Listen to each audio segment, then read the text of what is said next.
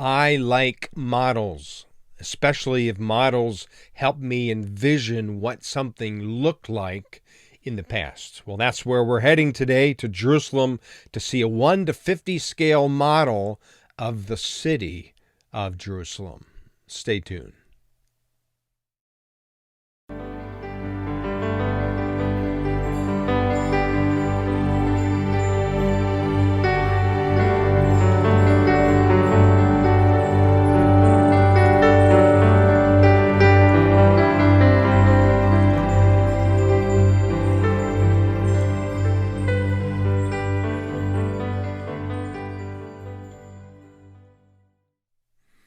Shalom and welcome to this teaching channel. It is a pleasure to have you with us once again.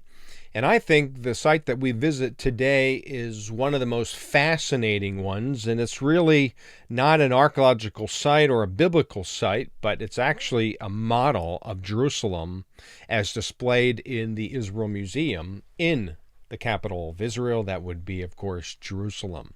It used to be elsewhere at the Holy Land Hotel, but just recently, relatively so, this model built at a 1:50 scale model is now very, very well displayed at the Israel Museum, and that's what we're going to do. In fact, we're going to circle it once, and then we're going to go back and talk about the various things that really specifically connect us to the life and ministry of Jesus, because as we know, Jesus was in Jerusalem, in and out of the city many times, especially during the course of his ministry.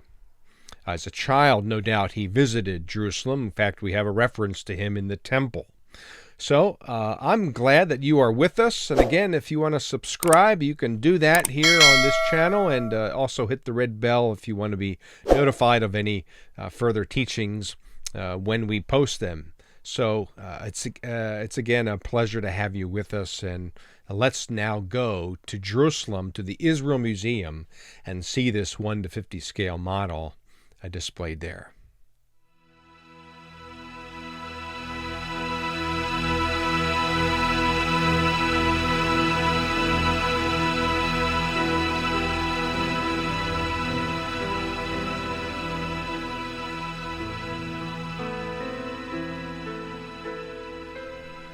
Welcome to the Israel Museum, where this 1:50 scale model of the city of Jerusalem, as it appeared in 70 AD prior to the destruction of the temple, this is what it looked like. This was a project originally displayed at the Holy Land Hotel, but in June of 2006, it was moved here to the Israel Museum. Based not only upon archaeological discoveries throughout the past century, but also the writings of the Jewish historian Josephus, Flavius, the New Testament, and Jewish sources like the Mishnah and the Talmud have all been used so that the greatest of details can be displayed in this model. So let's first of all walk around this model, here the view from the south. We're going to return to these perspectives in a short moment after we circle the entire model.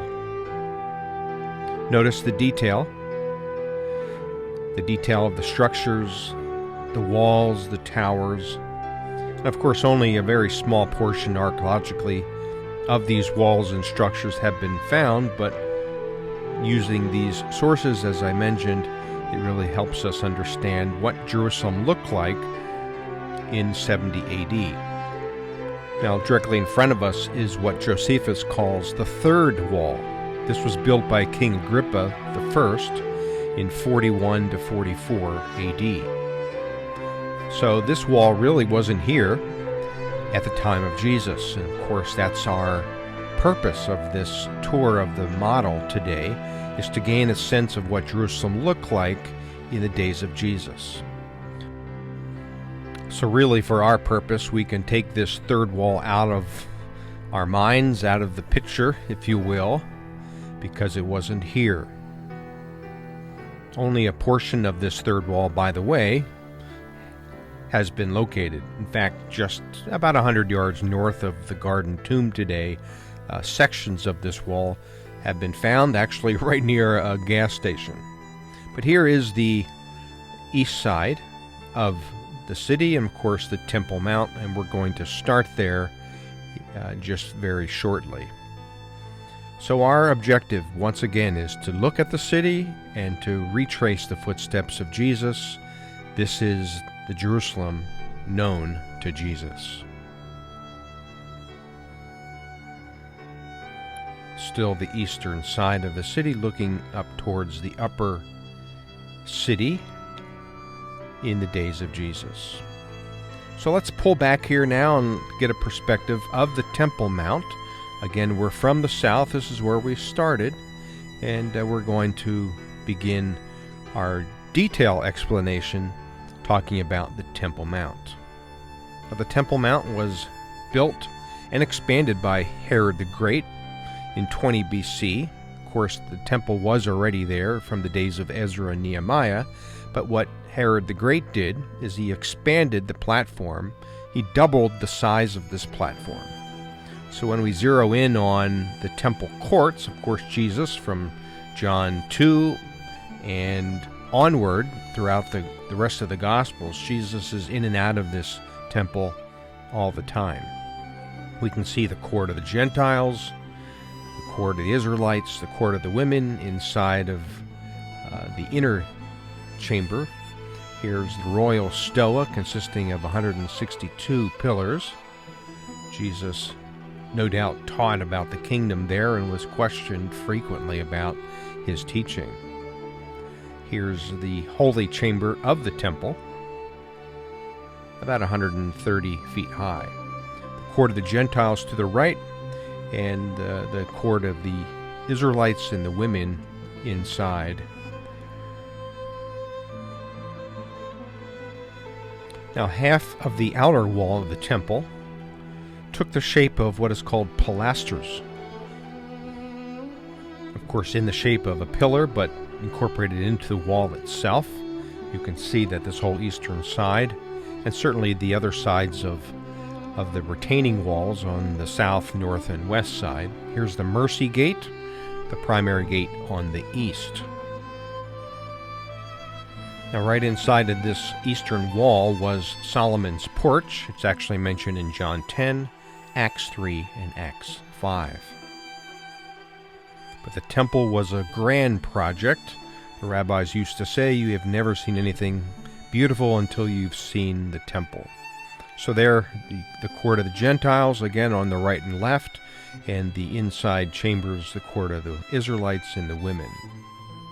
As I mentioned before, the royal stoa on the southern end consisted of 162 pillars. Every third pillar, a Roman soldier was positioned in order to keep order here in the temple. Of course, Gentiles and Jews alike were allowed here in the royal stoa. This is the southern end of the temple now, and as we'll see from afar, you can see now this whole southern end of the city, and yet we'll zoom into this southern wall of the temple.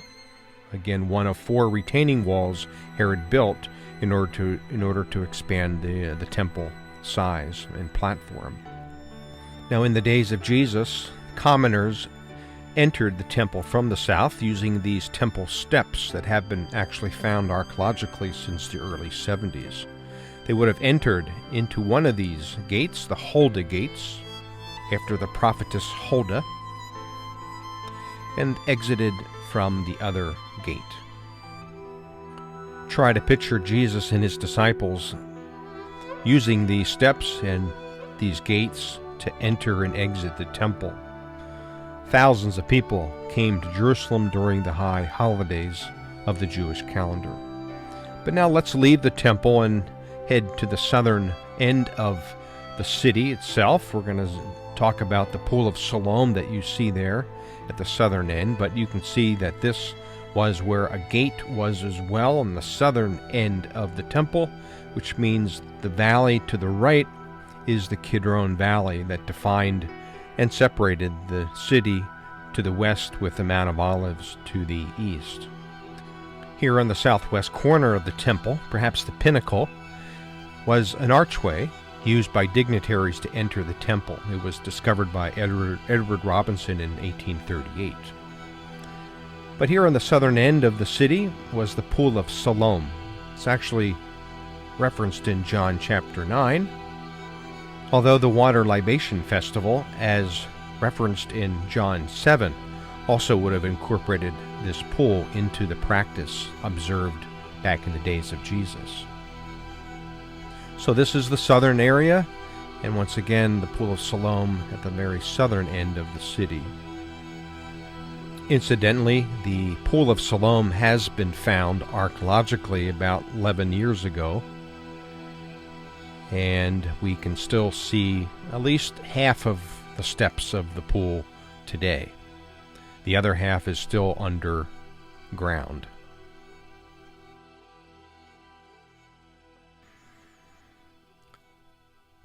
So let's now wind around this southern end to the west side of the city. Portions of this wall actually have been found archaeologically. And then our focus will be on Jesus and his sentencing unto crucifixion. By the way, this is where the western wall today is. We can see portions of that retaining wall. And here to the west of the western wall are the three towers of Herod's palace, named after family members of Herod the Great, Hippicus, Phaziel, and Miriam. The base of one of those towers, incidentally, can still be seen today. But south of these three towers was the palace of Herod the Great. Again, some of this has been found, but especially what is called the lithostratus have been discovered, the stone pavement that actually is mentioned in John 19. It very well could be that Jesus faced Pontius Pilate here and was sentenced unto crucifixion. So he would have, that is, Jesus would have carried his cross from that palace after the final sentencing, and he would have carried it to the Holy Sepulchre area. This is where the Holy Sepulchre Church is today. It was outside the wall, but originally this was a quarry, and you can see it displayed here outside what is called the second wall, as described by Josephus. Here it is again. Jesus was crucified here and buried as well. You can see the rocky scarp and the quarry as displayed there just to the west of the second wall of the city. Again, this third wall that we see in front of us was not here. It was built in 41 to 44 AD. But we do have a second traditional location for the crucifixion and burial of Jesus, and this is known as the Garden Tomb. There was a rocky scarp here on the north side of the city. In fact, here it is. You can see it displayed. And this is a more recent traditional location for where Jesus was crucified and where he was buried. We worship the person and not the place, so most likely it's the Holy Sepulchre area, but the newer tradition is locating it here in the Garden Tomb. Just one or two things more to see in this tour of the model. The pools of Bethesda. It's mentioned in John chapter 5. Jesus heals a lame man here. Right behind the pool are the four towers of the Antonia Fortress. Roman guards used to monitor the temple activity here from this structure. So we've circled this city. We've seen the Temple Mount. We've seen other structures mentioned in the Bible. And this is the city known to Jesus. Most likely in the course of Jesus' 3 or 3.5 years of ministry, he came here 5 times. Most of the book of John is written from Jesus being in Jerusalem. So a special thanks to all the archaeologists and the historians for the building of this model displayed here at the Israel Museum.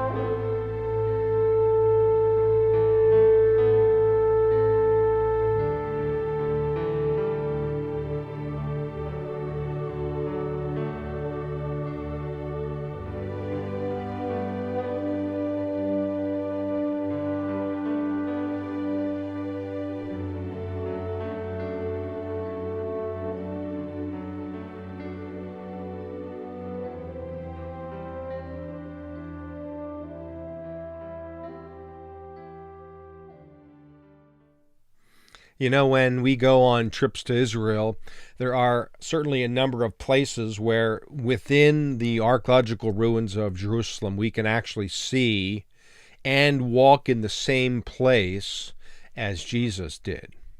Now, I can think of a number of places just off the top of my head, in and around the Temple Mount, the Temple Steps, the Pool of Siloam, all of which we, of course, saw in this teaching video. But I hope you gained some perspective, because this city, other than, as we mentioned, this third wall that really expanded the city northward in about 41 to 44 AD, but during when Jesus was there in Jerusalem, Jerusalem was a little smaller than that third wall.